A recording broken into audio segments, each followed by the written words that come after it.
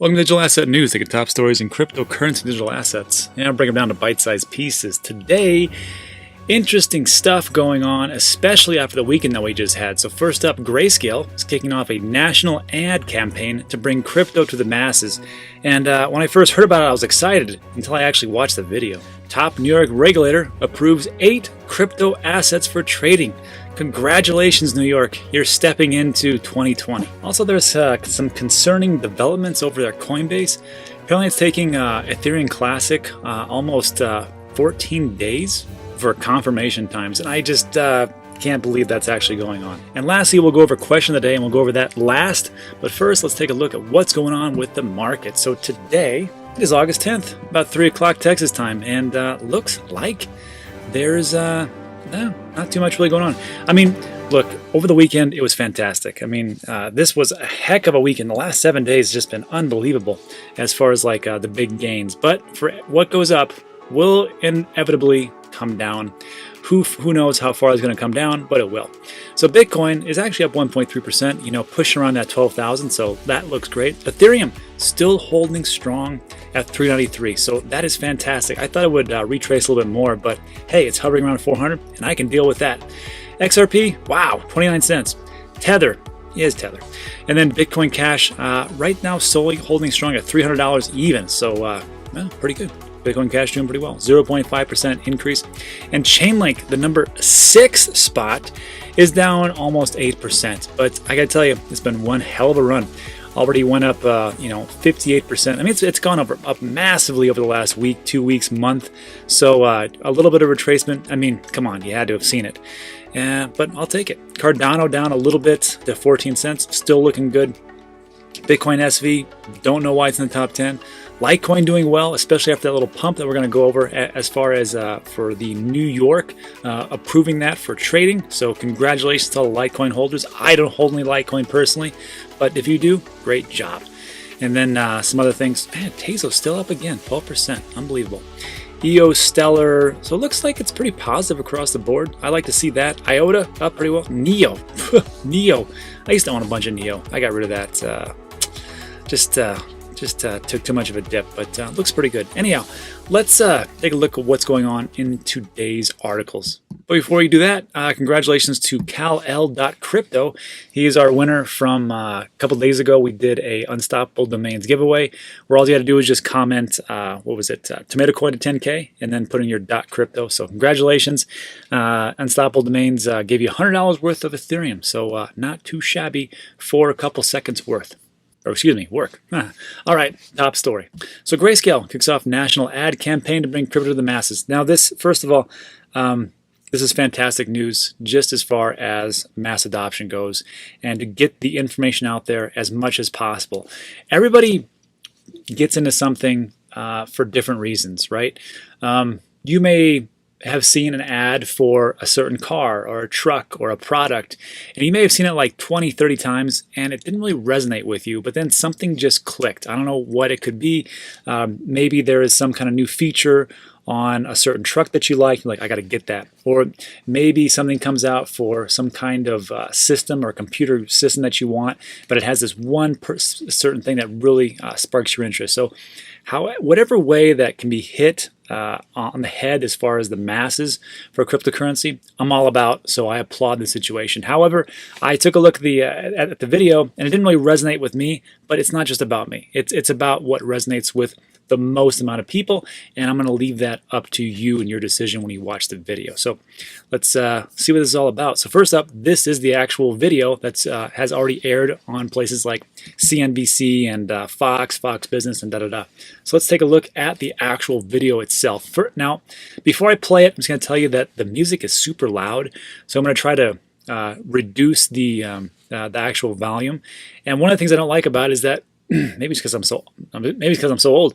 But when I'm listening to it, I'm like, man, I can hear the music great, but I can't hear what the guy's saying too much. I mean, I can, but not really fantastic. So here's the actual video, 30 seconds. So let's take a listen. Before money, people traded goods, tools, cattle, grain, even shells represented value. Then currency came along. They made it out of copper, gold, silver, wampum.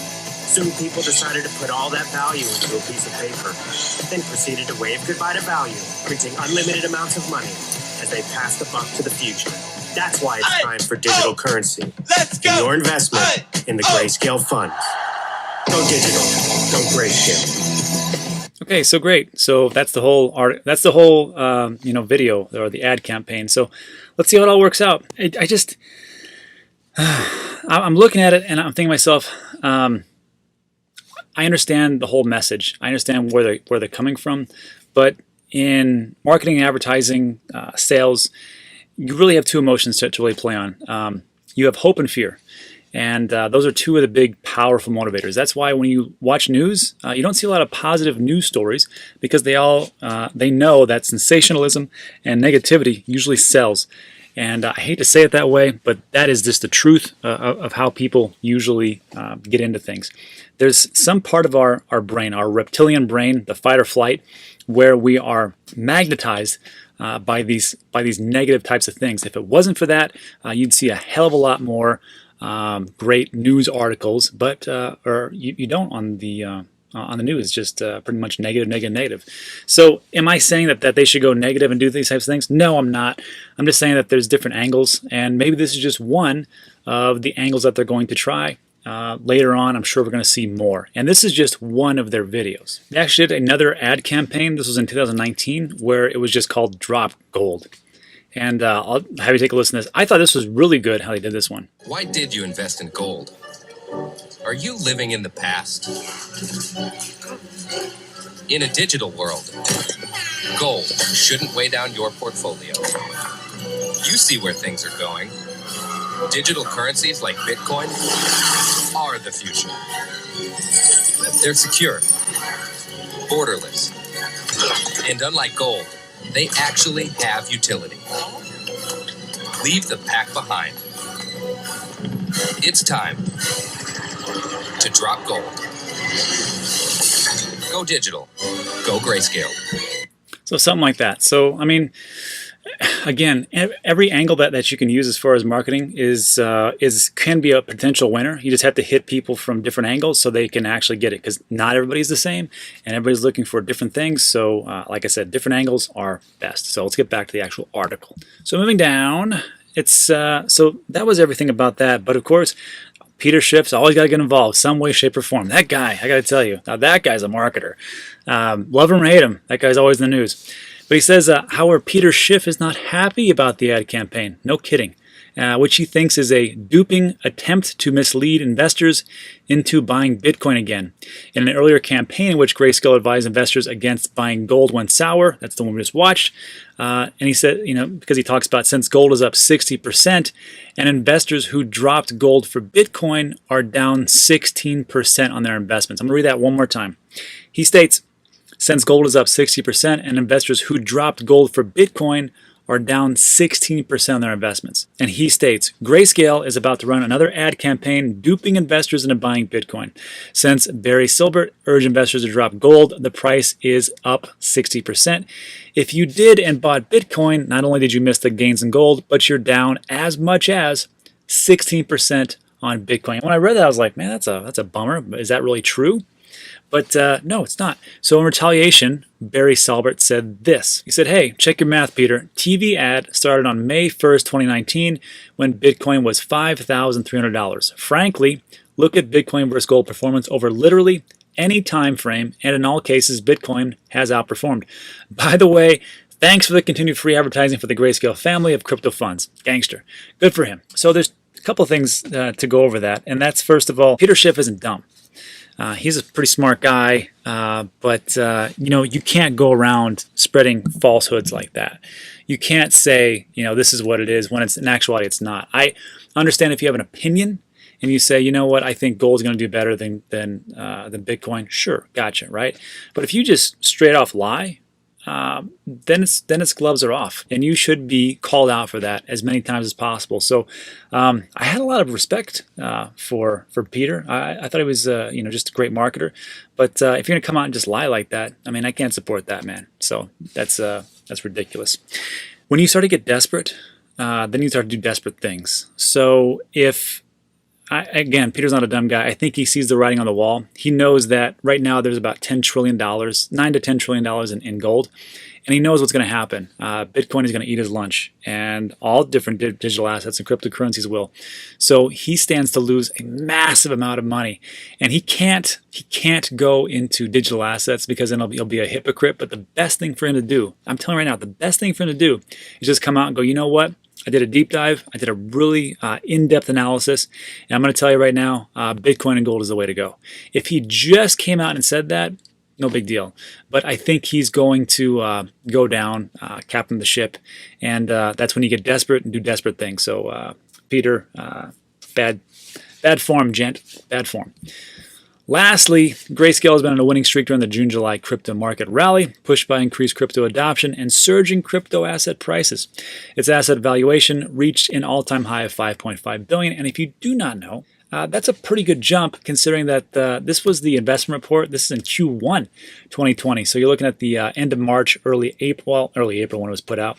And they had a paltry $2.2 billion. So you take that, and it is around, it's August right now, and they're at 5.5. So not too shabby if you're looking at 3 or 4 months of, doubling your assets under management. So tip of the hat. Great job, Grayscale. Moving on, and this was a pretty interesting article. Top New York regulator approves 8 crypto assets for trading. I thought this was interesting. So if you don't know, New York's a real pain to get anything done over there, especially with that bit license.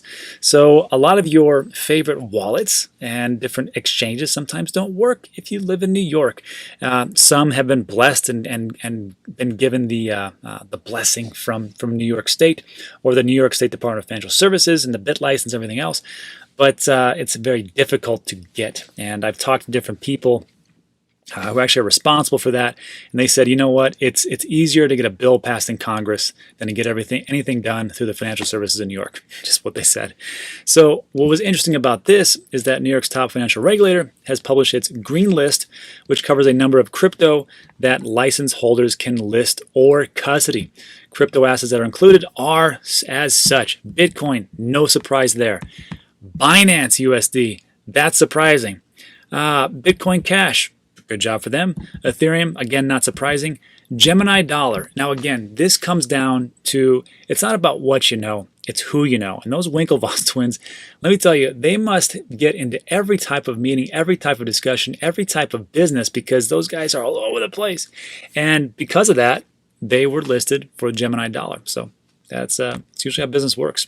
It's not what you know, it's who you know. Litecoin, that was kind of surprising to me. And then the two big ones, Pax Gold and Paxos Standard. So I did not see that coming. So Pax Gold may be one of those things to actually look as far as an investment. So if you didn't know, Pax Gold is backed by gold. That's why right now it's around $2,000, same as gold. And then Paxos Standard is also a stable coin, and it's around 99 cents to $1. So, congratulations for that. Those are just stable coins, so whatnot. Great stuff. But next, it talks about, as for coins that are approved for custody, the financial watchdog includes these, and pretty much the same thing, except for Ethereum Classic and XRP. So I found that very interesting that XRP and Ethereum Classic, mostly XRP because I own it. That's why it's so concerning to me, that they did not greenlist it. You can custody it, you just can't trade it. So I wonder what is going on behind the scenes. Boy, I wish I was just a little, fly on the wall to hear what's really going on. But who knows? Maybe at some point XRP will just be listed as a currency and off we go. But this is all just hearsay and speculation. So anyhow, let's move on. Next up, this is just a really quick blurb. Danny, one of the subscribers, sent this email to me. He says, "Hey Dan, love your channel and just wanted to give you some information. Thought you might like to see this response from Coinbase regarding a transfer of Ethereum Classic from my wallet to Coinbase on the 7th of August, which is still pending on the 10th of August, and confirms your take on Coinbase, methinks." Let's find out. So what Coinbase says was, "Hey Daniel, thanks for contacting Coinbase support regarding your Ethereum Classic confirmation times." Because if you're looking at 7 to 10, or August 7th to the 10th of August, a long time. He says, "We can confirm that an incident happened beyond our control that is causing your Ethereum Classic confirmation times to increase significantly from 14 hours to around 14 days. Wow. I never saw that coming either. To be that slow. I mean, we know banks are slow, but geez Louise, 14 days? I don't know what's going on there. And it says you can check our incident page for the latest performance updates, and here's our help center for confirmation time. So I took a look at that, and as far as the status, everything's operational. Of course, Coinbase, just perfection. Just kidding. But it talks about past incidents here, August 10th, 9th, and 8th. And on the 8th, this is something that we had talked about a couple days ago.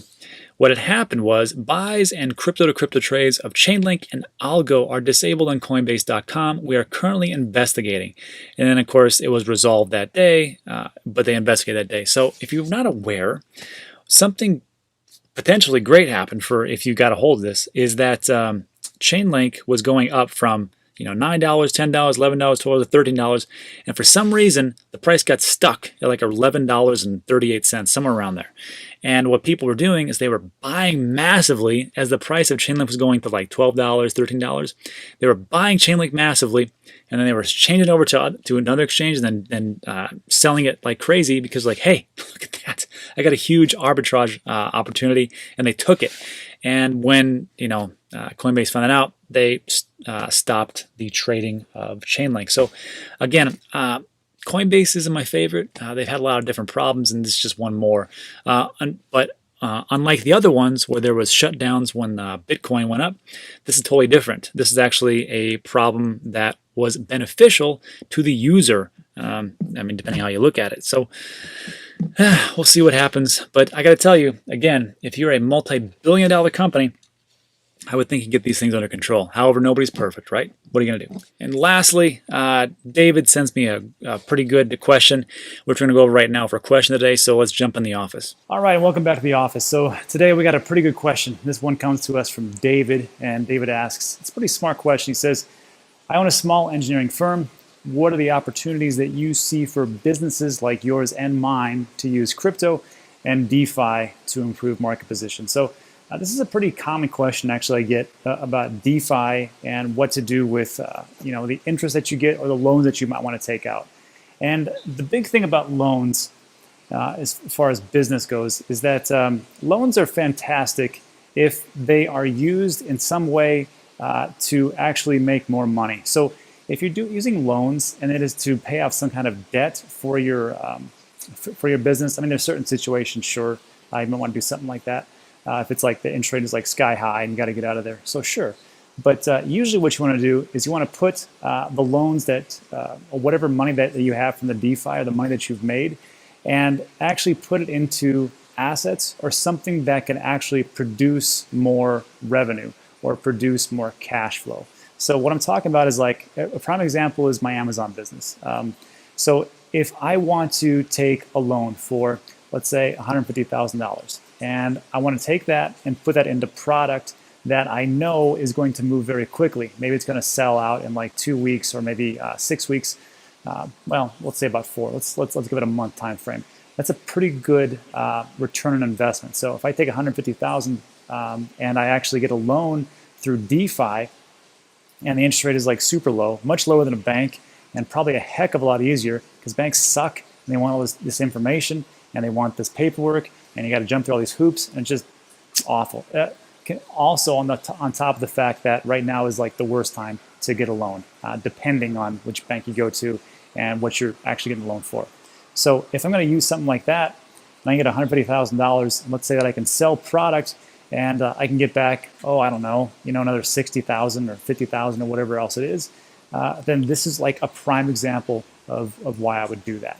So that's like the one main thing that I see as far as DeFi. The biggest mistake I see is the lottery winner. And you've seen this out there, like on like the e-entertainment type of thing, where you have this lottery person who like wins like $20 million or $100 million, and then they're broke in like 2 years because they have no idea what to do with money. And it's the same thing with like professional athletes, same thing with like anybody who comes into money very quickly. They're like, I have this money, I'm just going to spend it on stupid stuff and things that I don't need, or things that don't actually give me any kind of cash flow, and they're broke. So if you're going to use DeFi like that, then you're going to be in a whole hell of a lot of trouble, and that's bad. So for David and me, I think we get it. Put it into something that actually produces some type of cash flow, That's the best one. All right, let's jump back. All right, so that's it. So I want to say thanks for sticking with me. Really appreciate it. And also, let's do some random shout outs. So if you don't know, there's a join now button underneath. It's you don't get anything special. It's just like a tip. It's like $1.99. But for everybody that's new, I'd like to give shout outs and then just random shout outs. So when I first saw this name, Romaine Maurice, I was looking quickly. I was like, is this guy's name Romaine Lettuce? Because I was reading so quick. I'm like, what a great name. Romaine Maurice, welcome. TTP 901, Lance Van Zier, Eli Karchuf, hope I said that right. And Lionel Zapian, Paul G, David Griffith, Sam Keat, Sergeant Crypto. And then who else we got? Ken Newman, I remember. Chris Brummett, Telos, Babs, who else? D. Ropke, Jesse B, Young, Jono, and Wine Women Wages. Just a quick shout out. So for everybody, thanks for signing up. Really appreciate it. If you like these types of videos, there's gonna be two that are gonna pop up on your left and right. I have no control over those. YouTube controls that stuff.